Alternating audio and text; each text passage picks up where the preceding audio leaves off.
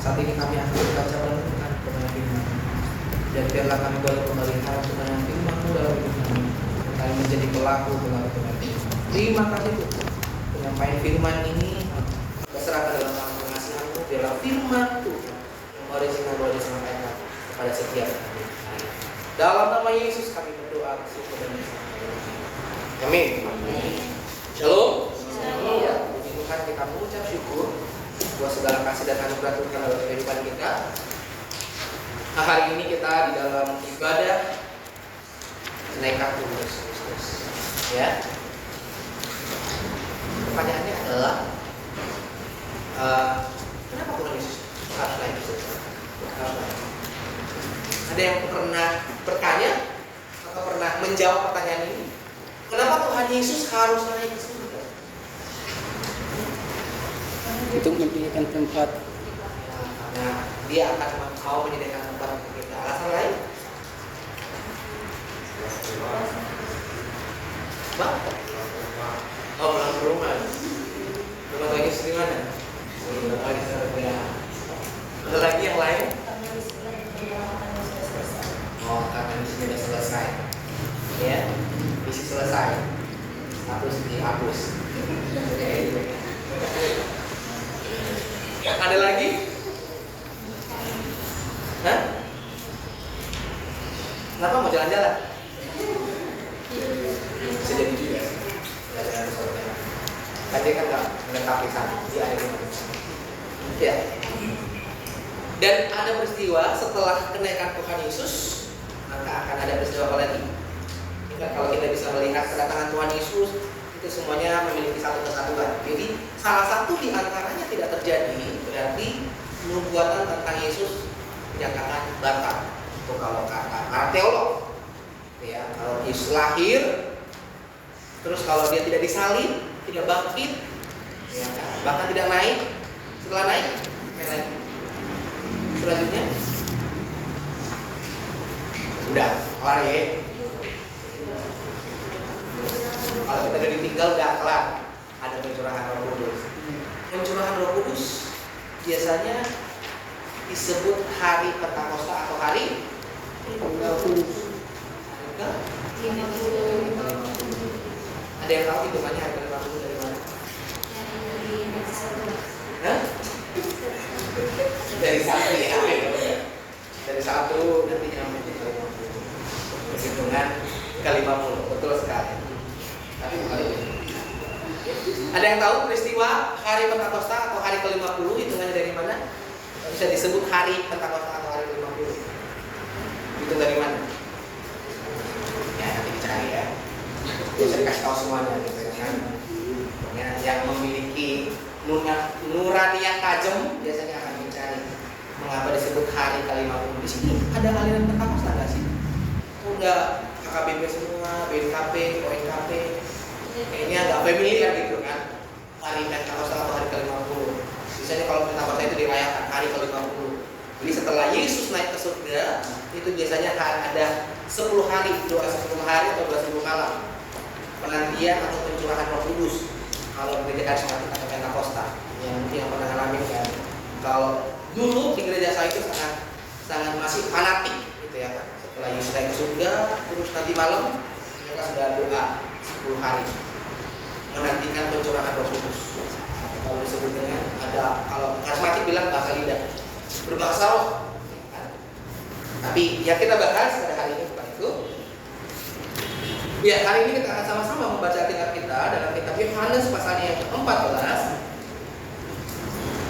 ayat pertama sampai peribahnya selesai. Rumah Bapak.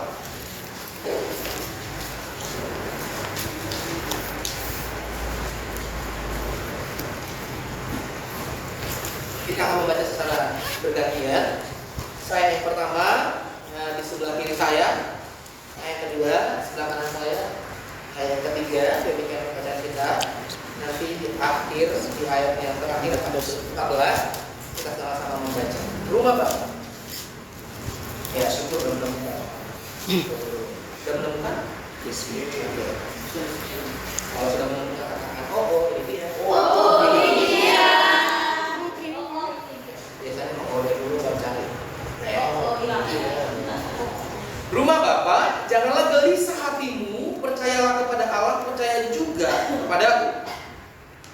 rumah Bapakku banyak tempat tinggal.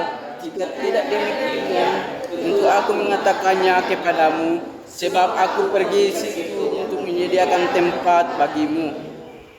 Dan apabila aku telah pergi ke situ dan telah menyediakan tempat bagimu, aku akan datang kembali dan membawa kamu ke tempatku, supaya di tempat di mana aku berada, kamu pun berada. Dan kemana aku pergi, kamu tahu jalan ke situ. Kata Thomas kepadanya, Tuhan, kami tidak tahu kemana Engkau pergi, jadi Bagaimana kami tahu jalan ke situ?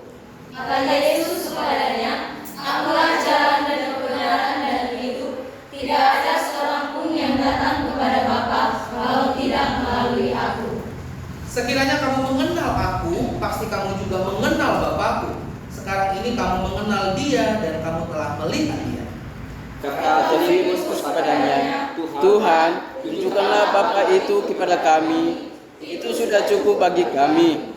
Kata Yesus kepadanya, telah sekian lama aku bersama-sama kamu, Filipus, namun engkau tidak mengenal aku.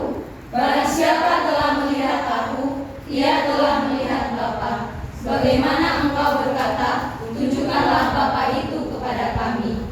Tidak percayakah engkau bahwa aku di dalam Bapa dan Bapa di dalam aku? Apa yang aku katakan kepadamu, tidak aku katakan dari diriku sendiri, tetapi Bapa yang diam di dalam aku, dialah yang melakukan pekerjaannya. Percayalah kepadaku bahwa aku di dalam Bapa dan Bapa di dalam aku, atau setidak-tidaknya percayalah karena pekerjaan-pekerjaan itu sendiri. Aku berkata kepadamu, sesungguhnya barang siapa percaya kepadaku, ia akan melakukan juga pekerjaan-pekerjaan yang aku lakukan, bahkan pekerjaan-pekerjaan yang lebih besar daripada itu, sebab aku pergi kepada Bapa. Dan apa juga yang kamu minta dalam namaku, aku akan melakukannya, supaya Bapa dipermuliakan di dalam Anak. Sama-sama. Jika kamu meminta sesuatu kepadaku dalam namaku, aku akan melakukannya. Haleluya. Yang berbahagia adalah yang membaca, merenungkan, terlebih yang memelihara firman Tuhan dalam hidupnya. Jemaat yang dikasih Tuhan, kalau kita bisa melihat dalam pembacaan ini, bagaimana kitab Yohanes ini sedang menjelaskan kisah tentang Yesus. Kalau kita bisa melihat bahwa dalam perikop ini Yesus sedang bersama-sama dengan murid-murid. Yesus sedang berbicara kepada murid-muridnya. Kenapa hal ini terjadi? Karena itu tadi, karena Yesus mau meninggalkan murid-murid. Tetapi dalam hal ini murid-muridnya merasa takut, merasa khawatir, merasa gelisah. Kenapa? Karena memang pada zaman itu para pengikut Kristus itu terancam punah. Ya, maksudnya mereka itu ketakutan karena mereka itu diserang dari berbagai ajaran atau pemerintahan pun pada saat itu mengecam mereka. Makanya Yesus berkata, janganlah gelisah hatimu, percayalah kepada Allah, percaya juga kepada aku. Kenapa murid-muridnya mengalami kegelisahan, ketakutan? Karena mereka pikir bahwa guru, nabi, Tuhan kami akan pergi. Kami siapa nih yang membimbing kami? Siapa nih yang akan mengajari kami? Siapa nih yang akan menolong kami? Artinya secara manusiawi murid-muridnya mengalami kekhawatiran atau kesedihan pada saat akan ditinggalkan. Ya, kalau kalian sama di sini ada yang pernah ditinggalkan? Meninggalkan terus meninggalkan yang terbaik. Sering ya. Ya, Kak Aris. Meninggalkan karena memang kamu tidak layak. Bukan ya. Meninggalkan karena waktu Tuhan. Baik. Karena kalau berbicara tentang ditinggalkan dan meninggalkan ini kan banyak versi ya kan. Ada memang karena sudah sadar diri, sudah waktunya ya untuk diri. Nah, itu memang lebih baik daripada kita memaksakan kata lisannya iya tapi hatinya tidak. Gitu ya. Ini biasanya cewek-cewek sering membohong perasaan kata psikolog. Gitu ya. Baik.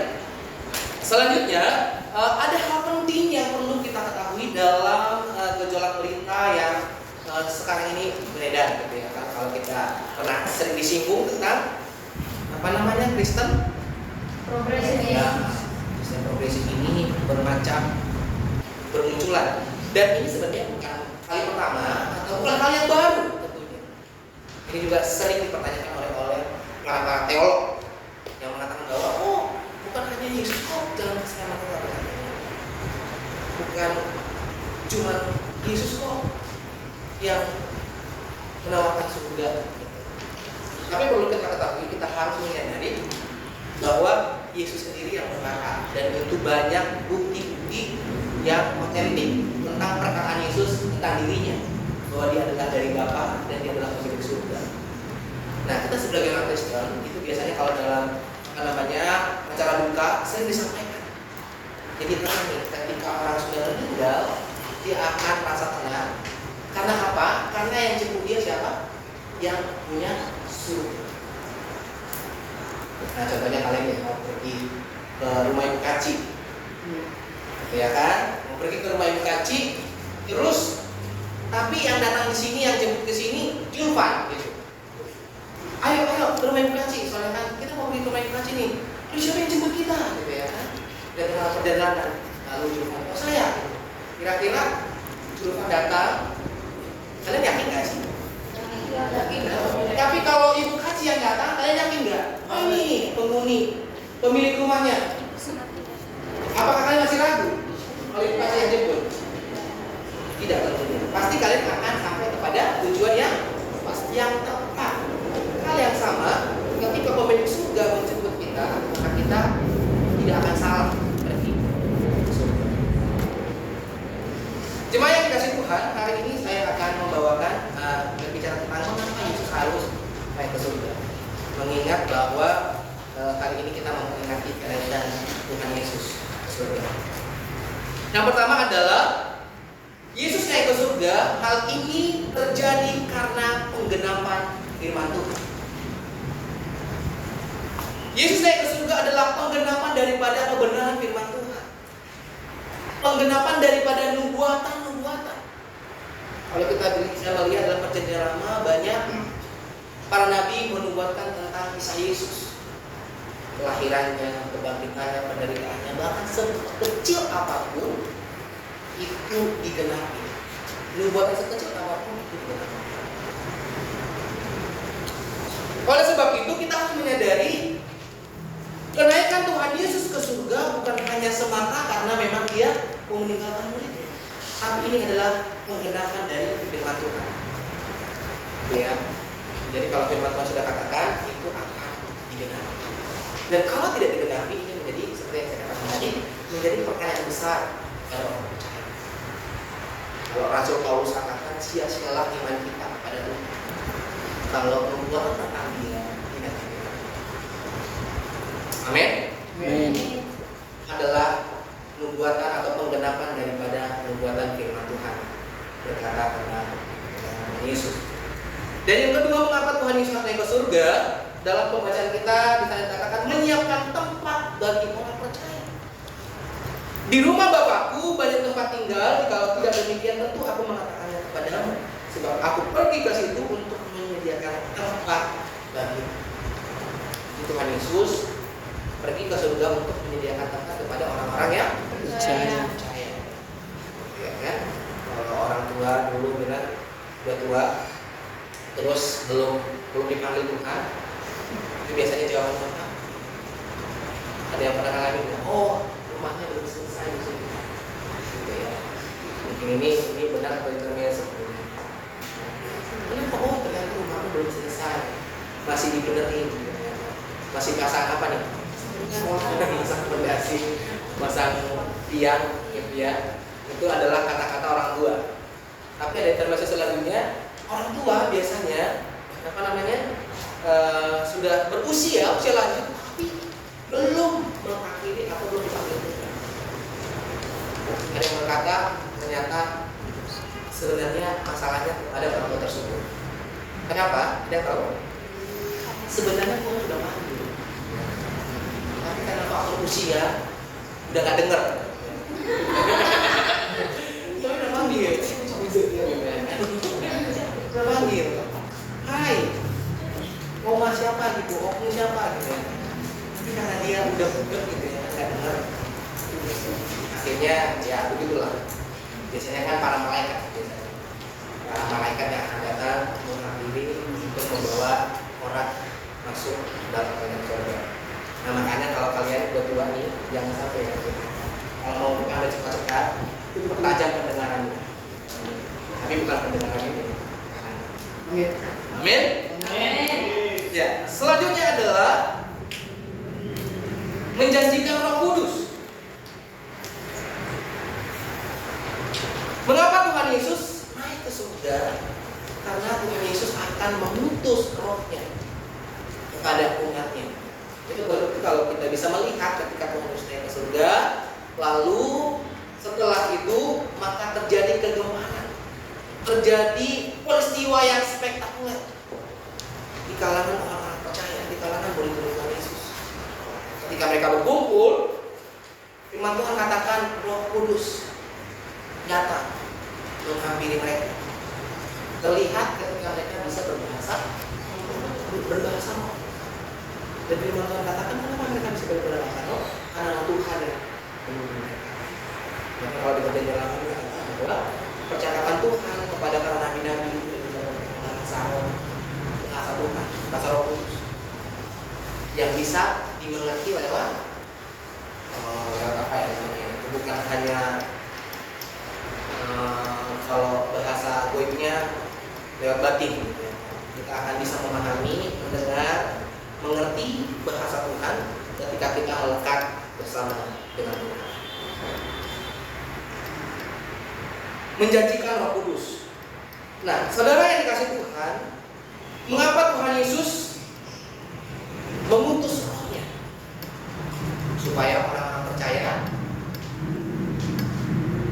Apa tujuan Roh Kudus?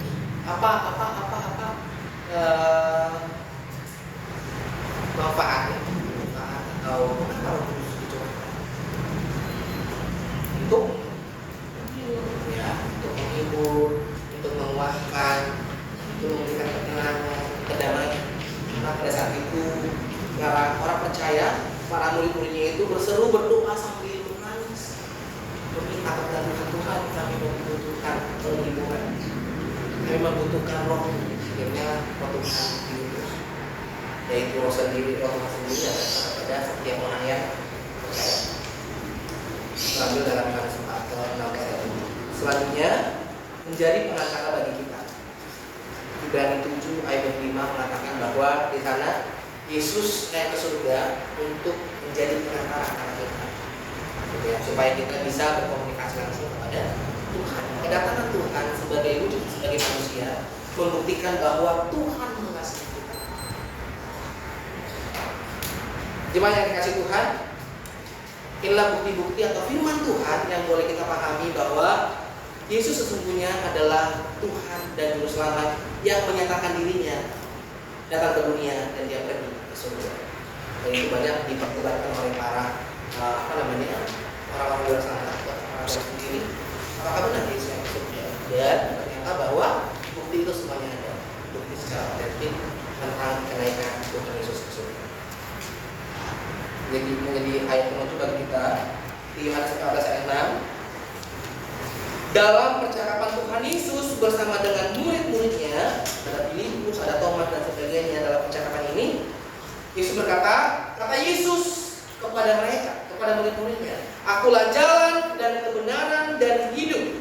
Tidak ada seorang pun yang datang kepada Bapa kalau tidak melalui aku.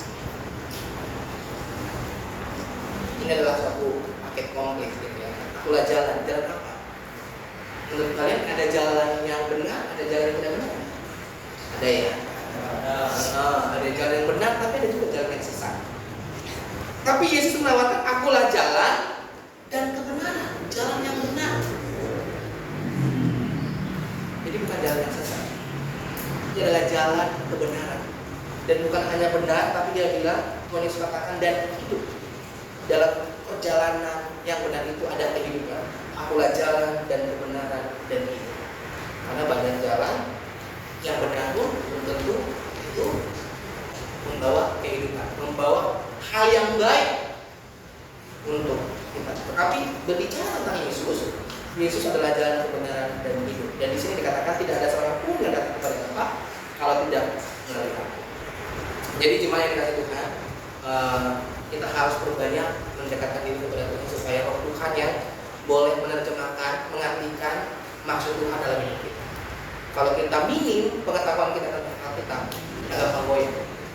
Ya kan? Apalagi orang-orang di luar sana, kalau mengatakan tentang ini dan itu, kita akan gampang goyah. Kita juga bisa akan terbawa arus tentang Kristen yang progresif. Bukan Tuhan Yesus.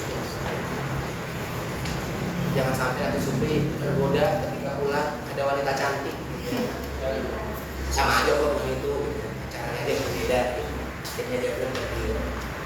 Jangan sampai hal itu terjadi dalam kehidupan kita.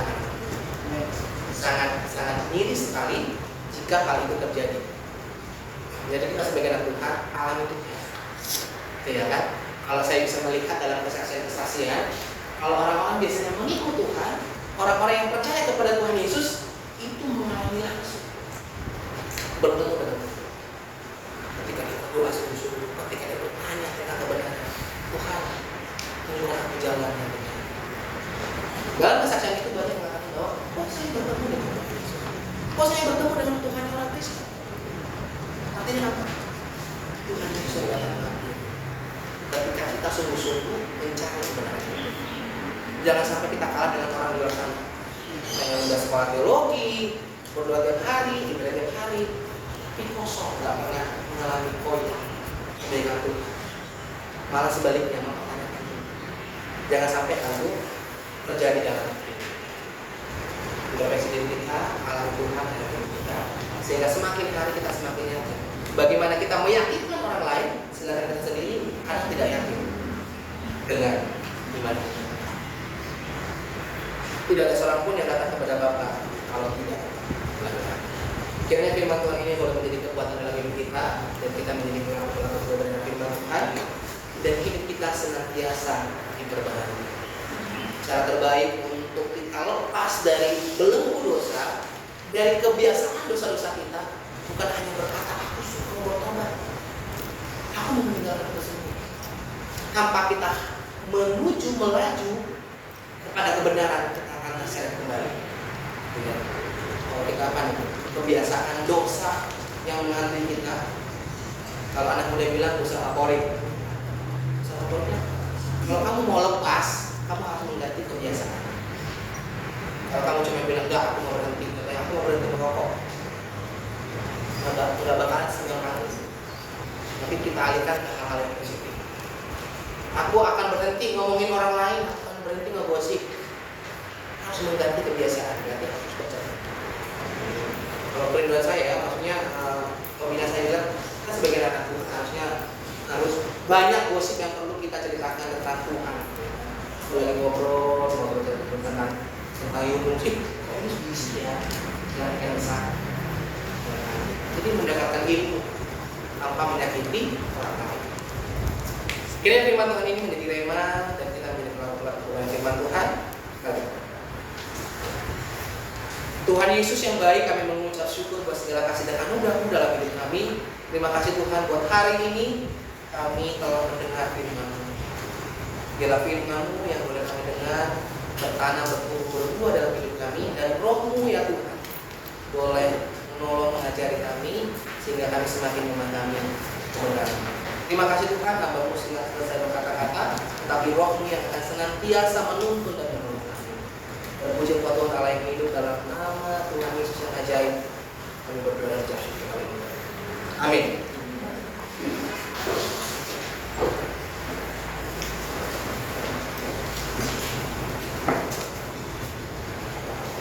Amin. Saudara firman Tuhan.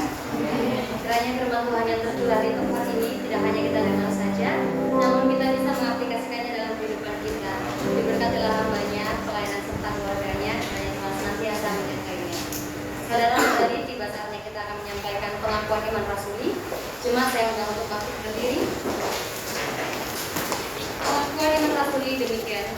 Aku percaya kepada Allah, Bapa yang Maha Kuasa, Kali langit dan bumi, dan kepada Yesus Kristus, Anaknya yang tunggal Tuhan kita, yang dikandung daripada Roh Kudus, lahir dari anak darah Maria, yang menderita sengsara di bawah pemerintahan Pontius Pilatus, disalibkan, mati dan dikuburkan, turun dalam kerajaan maut, pada hari yang ketiga bangkit pula dari antara orang mati, naik ke surga, duduk di sebelah kanan Allah, Bapa yang Maha Kuasa, dan dari sana Ia akan datang untuk menghakimi orang yang hidup dan yang mati. Aku percaya kepada Roh Kudus, gereja yang kudus dan am, persekutuan orang kudus, pengampunan dosa, kebangkitan orang mati, dan hidup yang kekal. Amin. Jemaat dipersilakan kembali. Tiba saatnya kita akan memberikan persembahan kita yang terbaik kepada Tuhan, kepada para petugas.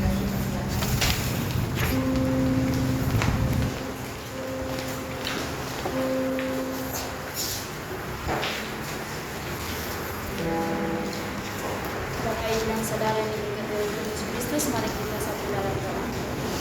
Kami bersyukur Tuhan pada saat siang hari ini kami sudah mendengarkan firman Tuhan. Biarlah setiap firman yang kami dengar boleh kami artikan dan kami lakukan dalam setiap kehidupan kami masing-masing Bapak. Pada saat siang hari ini Tuhan, tibalah saatnya kami memberikan persembahan. Mari Tuhan yang memberkati tangan-tangan yang memberi maupun tangan-tangan yang tidak memberi Tuhan. Kami siap untuk memberi yang terbaik untuk Tuhan. Haleluya. Amin. Tentang persembahan kita bernyanyi sebagai Raja Wali. Aku yang selalu berada di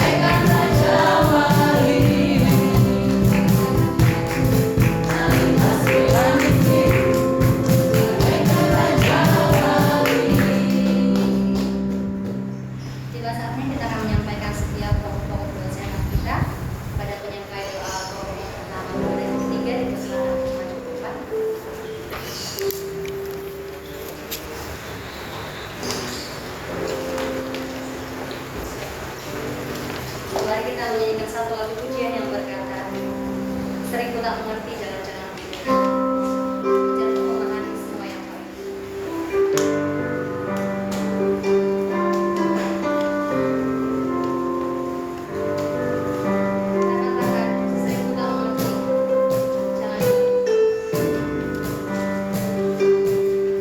Sering ku tak mengerti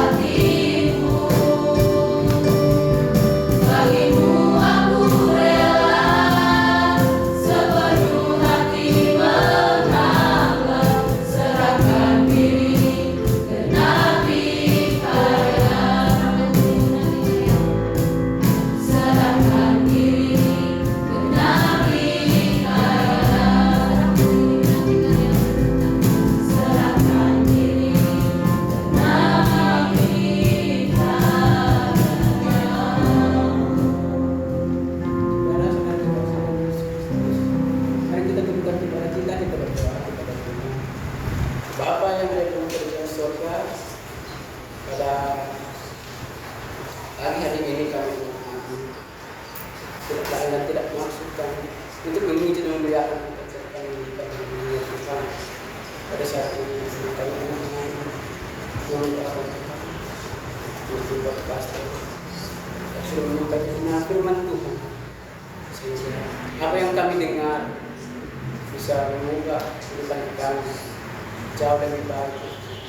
Dan mau mendoakan untuk pelayanan pembuatan kerjaan apapun itu, kami percaya bersama dan kehidupan di dalam kehidupan keluarga juga.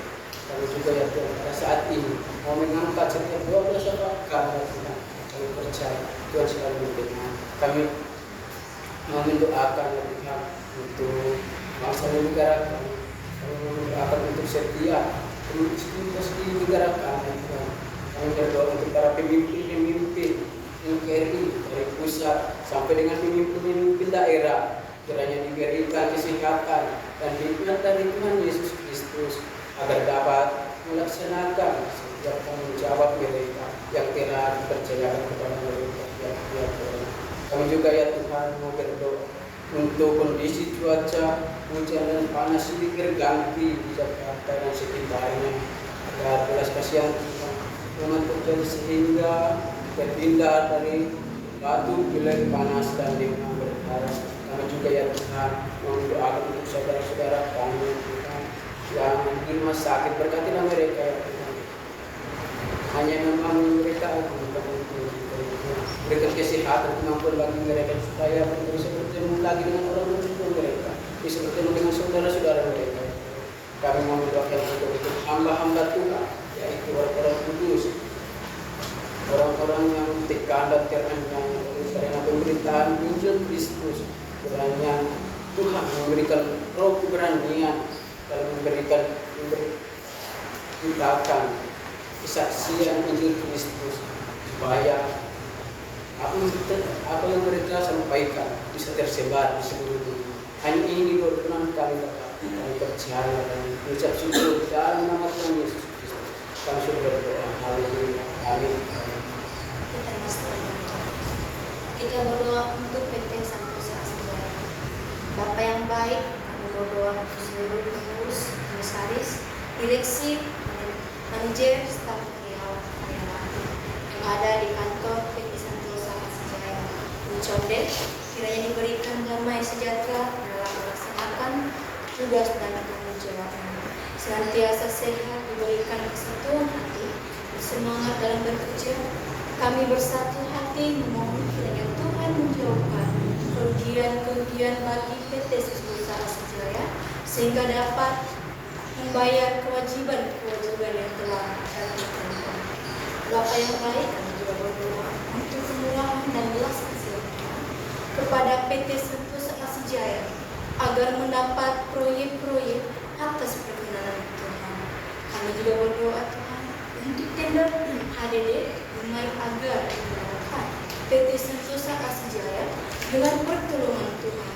Kami juga berdoa untuk tagihan Yate Pusjaga, Yate Surseraba, dan Yate Rio agar dapat dibayarkan PLN. Kami juga berdoa Tuhan untuk tim tender dan tim marketing PT Santosa Asijaya agar diberikan hikmat dan akal budi daripada Tuhan untuk mengikuti jalan. Sebab pokok doa ini kami percaya dan bersyukur dalam nama Tuhan Yesus Kristus. Amin. Bapa yang baik, Bapa yang berkata dalam kerajaan surga, pada saat ini kami berdoa untuk perusahaan di Santosa Asijaya. Kami berdoa untuk PT Rio Asijaya, kiranya Tuhan menolong mendapat proyek yang dapat membangun perusahaan ini kembali. Kami berdoa juga untuk operasi Santosa Asijaya agar dapat menyiapkan kebutuhan pokok warga Santosa Asijaya. Ya Bapa di surga, kami serahkan di dalam tangan-Mu untuk PT Perumas Berkah Santosa agar tagihan proyek di desa lalu dapat dibayarkan. Kami berdoa untuk PT Murti Kaya Bersindo agar tagihan PT Taman Prakarya dan tagihan PT dan mendapatkan kesembuhan. Ya Tuhan, kami serahkan semua perusahaan di Santosa Asih Group ini, kiranya Tuhan selalu memberikan kekuatan dalam hidup mereka, yang mereka menjalankan proyek-proyek mereka setiap hari. Tuhan, kiranya Tuhan memberikan jalan kebenaran. Apa yang mereka kerjakan, kiranya Tuhan sesuaikan. Dalam nama Tuhan Yesus kami telah berdoa. Ucap syukur. Haleluya. Amin. Kemudian kita coba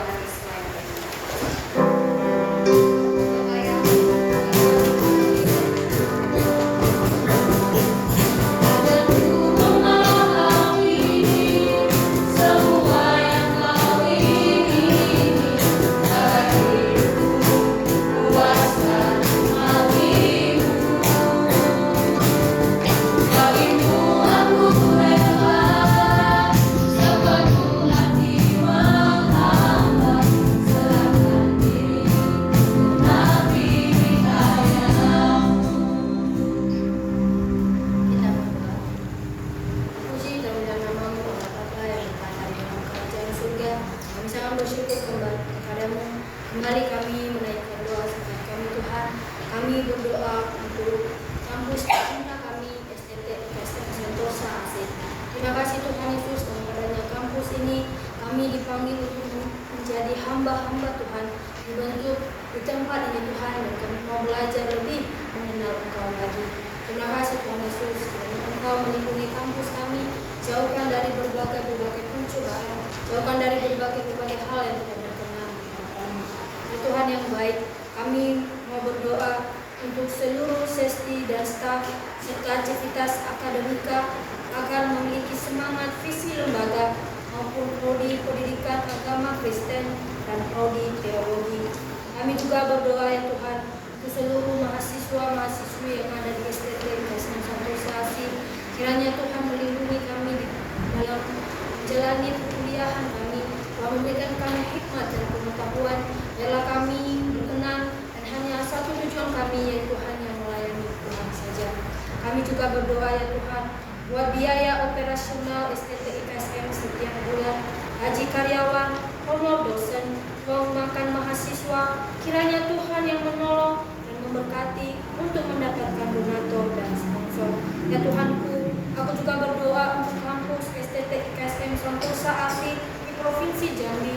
Setiap dosen yang mengajar senantiasa dapat bekerja sama, saling mendukung antara satu dengan yang lain, sehingga proses perkuliahan dapat berjalan sesuai dengan harapan, dan Tuhan memberkati setiap para mahasiswa dan mahasiswi. Ya Tuhan, kami juga berdoa untuk persiapan Universitas Santosa Asih. Kiranya Tuhan yang menolong dan memberkati. Semua pokok doa ini kiranya beroleh kasih karunia Tuhan Yesus. Haleluya. Kita masih tetap berdoa.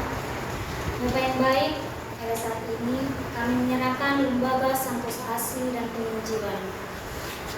Kami berdoa Tuhan untuk pembangunan gereja Santosa Asih di seluruh Indonesia dengan 100 gereja tahun 2033 dan 1000 pastoral pada tahun jubileum 2050. Kami juga berdoa Tuhan untuk pembangunan PAUD terpadu sebanyak 33 kampus di berbagai tempat di Indonesia, yaitu Sumatera, Kalimantan, Sulawesi, dan Papua, serta pulau-pulau lainnya. Juga PAUD terpadu dan sekolah minggu profesional di Jalan Condet Raya nomor 17. Tuhan Yesus, kami juga berdoa untuk berdirinya Universitas Santosa Asih dengan 5 fakultas, yaitu Fakultas Teologi, Fakultas Hukum, Fakultas Kesehatan, Fakultas Teknologi, dan Fakultas Olahraga. Kami juga berdoa Tuhan untuk komunitas Injil Santosa Asih. Kiranya Tuhan memberikan pengetahuan dan kesungguhan hati kepada mahasiswa-mahasiswi untuk menyampaikan kabar baik kepada keluarga, saudara-saudari, sahabat dan teman, dan orang lain, hingga komunitas ini menjadi gereja jalanan Indonesia. Tuhan Yesus, kami juga berdoa untuk penginjilan di seluruh dunia, dari pulau dan benua. Kiranya firman Tuhan terdengar sampai ke ujung bumi, dan banyak jiwa-jiwa yang terpanggil untuk melayani, mengasihi Tuhan Yesus, Semua pokok doa ini Tuhan kami kiranya beroleh kasih karunia Tuhan Yesus Kristus. Haleluya. Amin. Kita menyempurnakan doa kita dengan doa Bapa kami demikian. Bapa kami yang di surga, dikuduskan namamu, datanglah kerajaanmu, jadilah kehendakmu di bumi seperti di surga. Berikanlah kami pada hari ini makanan kami yang secukupnya, dan ampunilah segala dosa dan kesalahan kami, seperti kami juga mengampuni orang yang bersalah kepada kami. Dan janganlah membawa kami ke dalam pencobaan, tetapi lepaskanlah kami daripada yang jahat. Karena Tuhan yang punya kerajaan dan kuasa dan kemuliaan sampai selama-lamanya. Amin. Selalu dan doa kita saya kepada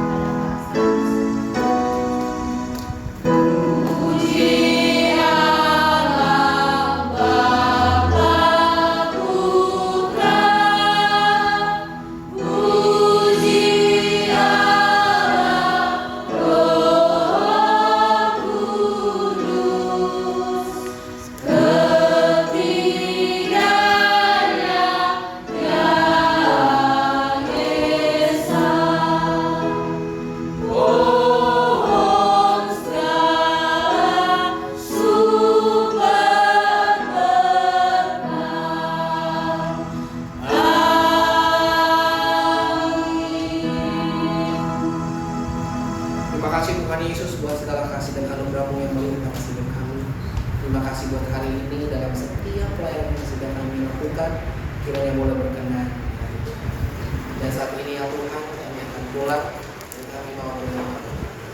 Mari kita akan dan kerahkan hati kita kepada Allah yang agung, Allah yang perkasa, Allah yang mulia, Allah yang kami sembah, Allah Abraham, Ishak dan Yakub, kiranya memberkati dan melindungi, memberikan engkau kasih karunia, memberikan engkau kesehatan, sukacita, damai sejahtera, memberkati seluruh aspek kehidupan.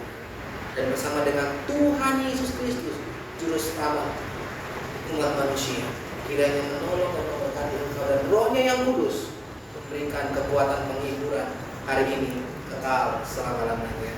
Amin.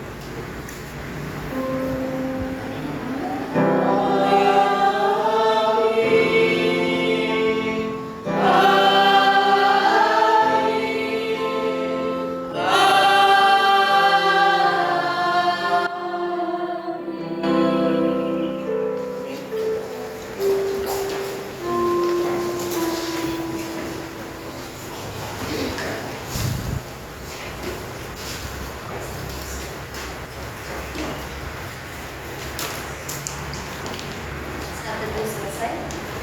Ibadah kita telah selesai. Jika ada yang